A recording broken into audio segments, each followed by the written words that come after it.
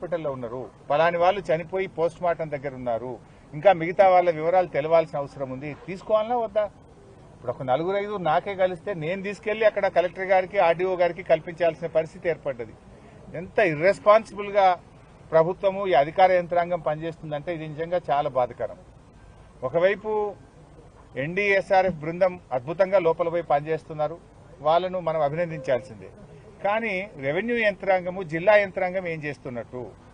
బయట నేను ఇప్పుడు చెప్పాను, ఒక టేబుల్ పెట్టుకోండి, ఒక చిన్న హ్యాండ్ మైక్ పెట్టుకోండి, ఓ 2 తహసీల్దార్లను 2 ఎస్ఐలను ఆడ కూర్చోబెట్టండి, ఓ లిస్టు దగ్గర పెట్టుకోండి, ఎవరెవరిని ఏ హాస్పిటల్కి పంపించమంటే ఒక లిస్టు పెట్టుకోండి, చనిపోయిన వాళ్ళది ఒక లిస్టు పెట్టుకోండి, అసలు డ్యూటీలో ఎంతమంది ఉన్నారో, ఆ రోజు మార్నింగ్ షిఫ్ట్కి ఎంతమంది పంచ్ చేసినారో అటెండెన్స్ లిస్ట్ ఒకటి పెట్టుకోండి. అంటే డ్యూటీ ఎంతమంది పంచ్ చేసిండ్రు, అసలు డ్యూటీలో ఎంతమంది ఉన్నారంటే ఒక్కొక్కరు ఒక లెక్క చెప్తున్నారు. కలెక్టర్ది ఒక లెక్క ఉంది, ఎస్పీది ఒక లెక్క ఉంది, ఇంకొకరిది ఇంకో లెక్క ఉన్నది.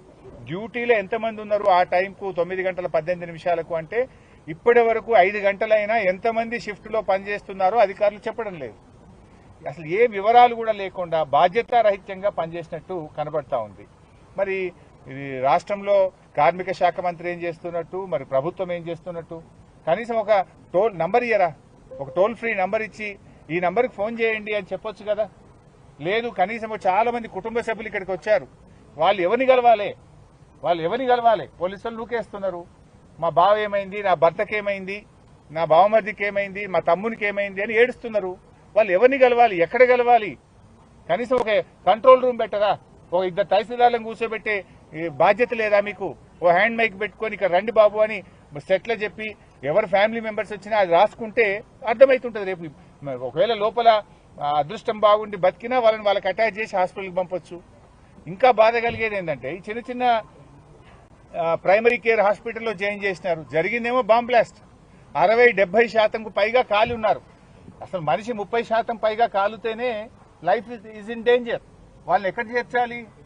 కనీసం ఒక ఏజీ హాస్పిటల్లో, ఒక మీరు అపోలో హాస్పిటల్లో, ఒక యశోదాకో వాళ్ళని పంపించి కాపాడే బాధ్యత లేదా? ఒక కార్పొరేట్ హాస్పిటల్ పంపే బాధ్యత మీకు లేదా? ఏమైందమ్మా, మీరు ఎందుకు పంపట్లేదు? ఇంకా ఈ చిన్న చిన్న హాస్పిటల్లో పెట్టారు, వెంటనే ఏజీకి పంపండి, వేర్ ఈజ్ యువర్ డిమాండ్ అని మేము ఇప్పుడు అధికారులను గట్టిగా అడిగాం. పంపుతాం సార్ అంటారు. ఎప్పుడు పంపుతారు? మీకు ఆ మొదటి గంట అనేది చాలా విలువైనటువంటిది. ఆ మొదటి 1-2 గంటల్లో మీరు కరెక్ట్ గా ట్రీట్మెంట్ అందించగలిగితే ప్రాణాలు కాపాడగలుగుతాం. Golden hour, you are missing the golden hour. ఇప్పటిగా చిన్న చిన్న ఆసుపత్రుల్లో వేశారు, కనీసం అక్కడ స్పెషలైజ్డ్ డాక్టర్స్ ఉండరు. వాళ్ళని ముఖ్యమైన కార్పొరేట్ హాస్పిటల్ పంపించి వాళ్ళ ప్రాణాలు కాపాడే బాధ్యత ప్రభుత్వానికి, యాజమాన్యానికి లేదా? అంటే పూర్తిగా బాధ్యత రహిత్యం. వాళ్ళను మంచి ఆసుపత్రికి పంపడంలో ఫెయిల్ అయిపోయారు, వాళ్ళకి కనీసం సమాచారం అందించడంలో ప్రభుత్వం ఫెయిల్ అయిపోయింది. ఎంతమంది డ్యూటీలో ఉన్నారంటే చెప్పే పరిస్థితి లేదు, ఎంతమంది మరణించారంటే చెప్పే పరిస్థితి లేదు, ఎంతమంది బయటకు వచ్చారంటే చెప్పే పరిస్థితి లేదు. అంతా గందరగోళమైన పరిస్థితి. ఇది పూర్తిగా రాష్ట్ర ప్రభుత్వ వైఫల్యం. ఇక్కడ కనీసం ఇంత పెద్ద బ్లాస్ట్ అయింది, ఒక ఫస్ట్ ఎయిడ్ సెంటర్ అనే పెట్టాలి కదా. కనీసం ఒక వెహికల్ తెప్పించి ఫస్ట్ ఎయిడ్ సెంటర్ పెట్టి ఆక్సిజన్ పెట్టి వాళ్ళని తీసుకువెళ్లాల్సిన బాధ్యత లేదా? Totally responsible. ఇది పాశమైలారం ఇండస్ట్రియల్ ఏరియాలో వరుసగా ఇది 3వ సంఘటన. ఈ ప్రభుత్వం వచ్చిన తర్వాత హత్నూర మండలంలో కూడా ఆ మధ్య ఒక బ్లాస్ట్ జరిగితే ఐ థింక్ 5 అనుకుంటా, ఆ రోజు 5 చనిపోయారు. 5 చనిపోతే ఆ రోజు కూడా ప్రభుత్వం పట్టించుకోలేదు.